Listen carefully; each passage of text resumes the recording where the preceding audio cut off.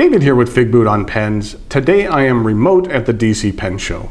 I'm going to be doing a couple of different reviews while I'm here at the show. Reviews of a few different, very special and unique fountain pens that I found here at the show. Mainly it's pens that folks were kind enough to be lent to me while I'm at the show, but ones that I didn't want to take home with me. They're pens that you might be curious about, and while these reviews will be slightly different than standard reviews, I thought that you might enjoy some eye candy and getting a closer look at some pens you might have heard about. The first pen I have from you is for you is from Montegrappa, and it's the latest in their Cult series, which contains such pens as the Pirate as well as the Chaos. This pen is called Revolver. What I'm going to do today is go over the parts and features of the Revolver, talk about what I care for and what I don't care for in the detail. Unfortunately, no writing sample for this pen, but I think you'll enjoy taking a closer look at it. This pen is on loan from Bittner. Detlef Bittner is based out of Carmel, California. He has a website as well as a very nice brick and mortar store. If you're ever in the Carmel area, it's definitely worth the visit. The pen arrives in this enormous wooden box. It's kind of reminiscent of antique dueling pistols. The first cool thing about this box is there's an actual working lock here on the outside. You could lock it with this little key here that's stamped with 1912, which is the year Montegrappa was founded. You actually insert the key and turn it to unlock the box. Now, sometimes on jewelry boxes like this, the locking mechanism can feel a bit wonky, but that's not the case here. It feels like a solid mechanism. And after you unlock the box, then you can see here that the inside is lined with a purple material. The top of the box is padded and kind of like a velvet type material, and it has a metal piece stamped with the Montegrappa logo. And the bottom portion is more felt-like. It's kind of reminiscent of an old Western saloon. So let me set this down. Inside we have a couple of things. Let me set this tray aside.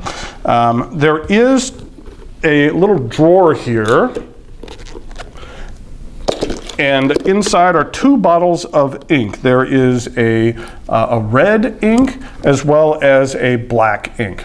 And the cap on each of the bottles is engraved with the color of the ink in a Western font.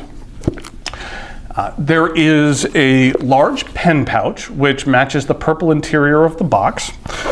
We have a polishing cloth. And this is interesting. This is the certificate of authenticity. I haven't seen a certificate quite like this before. It's very thick material. And then all the text here on the back is embossed. And this particular pen is number 23 out of the limited edition of 300.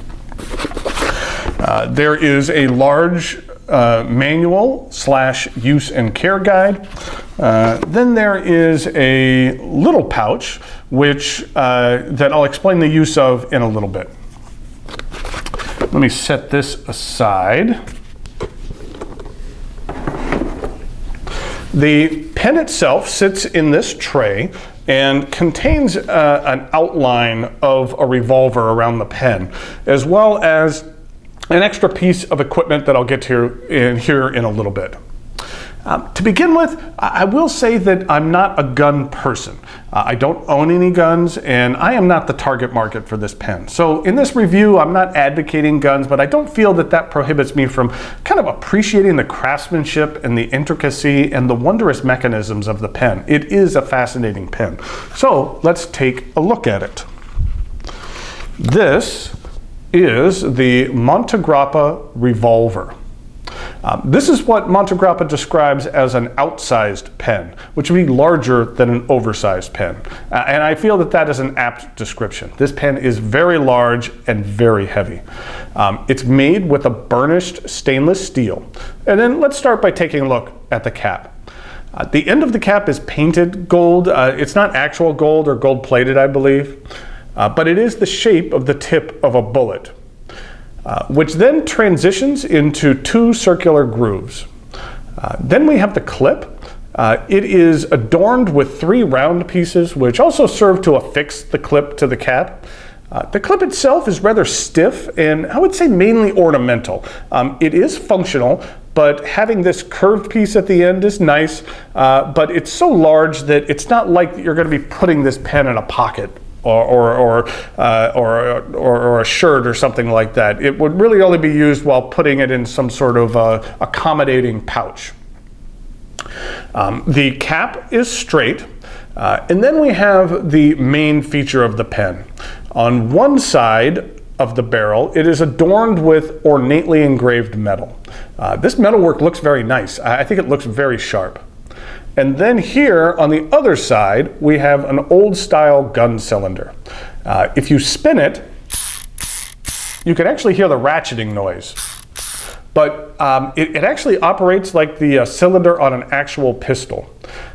On top here, we have a trigger, and if you raise the trigger, then the drum can actually spin freely. Then you can let it go, and it stops. So you can spin it with the ratcheting, or you can spin it freely. It kind of has a cool sound and feel to it. I find myself playing around with it. It's kind of like an adult fidget toy. On the side here, there is a groove. This is where you actually insert the bullets. Bullets, you say? Yes. The revolver comes with 10 tiny replica bullets. Emphasis on replica. These are not actual bullets. You could actually take a bullet and then you can insert it into the chamber of the gun. And that there are 10 bullets and 10 chambers. Each bullet is numbered, and they are rather small, so you'll know exactly which number you actually lost. But that's actually what that little pouch is for. This tiny little pouch is where you can keep the bullets if you choose not to keep them in the gun. And when you want to extract the bullet, that's where this other little tool comes in. It's a magnet that you could use to actually remove the bullet. Then the bullet comes out of there. The barrel of the pen resembles the handle of a pistol. It's made from aged bog oak and is cut with a diamond design to again replicate the grips on actual guns. On the underside, at the beginning of the barrel, it's actually engraved with the number of the pen. And then we have the end of the barrel, which is rounded and which is rounded a little bit slightly more than the cap. The cap twists off to reveal this very interesting looking 18 karat gold nib. This pen is available in either fine, medium, or broad. I really like the aged look to the engraving on this nib. It really adds to the overall look and age. And then here is a look at the Ebonite Feed. I like the choice of the Ebonite Feed. I feel the low profile feed fits in well with the overall theme of this pen. The section is metal, but slightly concave. I find that the shape really helps it from being overly slick, and it is appropriate for the size of this pen. And while the threads aren't sharp, I will say the transition here between the section and the grip is rather steep, and I find myself having to kind of widen my grip a little bit to accommodate for that steep incline. The cap does post rather insecurely, but with the size and the girth of this pen, I can't imagine that anyone would be posting this pen while using it. The revolver also has a unique locking mechanism for the barrel.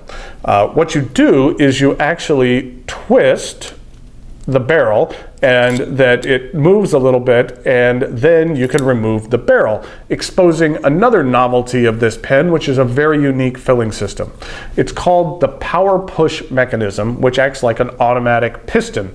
You push down, then it will retract on its own, filling the pen with ink. It's not a pump where you need to pump it up. You just push it down, release it, and then it sucks up ink into the chamber. That you can actually see here on the barrel, there's 3 pieces which lock the barrel in place on the section, and that the barrel itself is rather thick. Okay, so how much, you ask? This pen retails for a little over $8,000. Is it worth it? Now, I said up front, but I'm not the target market for this pen. It is definitely a functional piece of art. I feel Montegrappa did an excellent job of interpreting a pistol into a fountain pen. The pen is very well crafted. It feels very solid and extremely well made. Nothing on this pen or the box feels cheap or they cut corners at all. They did not cut corners in the creation of the revolver. And for that, I give them credit. If you are a gun and a fountain pen aficionado who is looking for pens in the $8,000 range, then this is the absolute perfect pen for you. If those are your interests, then I would imagine you would be extremely satisfied with this pen. Thanks go out again to Detlef Bittner for the loan of this amazing pen. Detlef and his store were recently featured in the most recent Pen World magazine, so if you would care to learn more about the man and his business, then you should check that out. Okay, until next time, thanks for watching, and I'll talk to you later.